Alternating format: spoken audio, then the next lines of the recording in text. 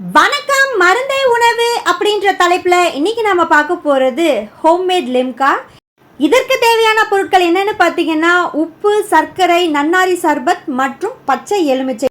கோடை காலம் ஆரம்பமாகிடுச்சு, அதனால எல்லார் வீட்லேயும் இந்த எலுமிச்சை பழம் ஜூஸ் தான் இப்போ போட ஆரம்பிச்சிருப்பீங்க. கொஞ்சம் இந்த மாதிரியும் ட்ரை பண்ணி பாருங்கள், உங்களுக்கு லிம்கா ஃப்ளேவர் அப்படியே கொடுக்கும். இந்த 4 இன்க்ரீடியன்ஸையும் மிக்சி ஜாரில் போட்டு ஜஸ்ட் பல்ஸ் மட்டும் பண்ணுங்கள். பல்ஸ் பண்ணிவிட்டு அதை ஃபில்டர் பண்ணிவிட்டு அப்படியே குடிக்க வேண்டியது தான். இதில் விட்டமின் சி இருக்கிறதுனால நம்மளுடைய ஸ்கின்னையும் ஹேரையும் ஹெல்த்தியாக வச்சுருக்கோம். கூடவே நன்னாரி சர்பத் உடம்பை குளுமையாகவும் வச்சுருக்கோம்.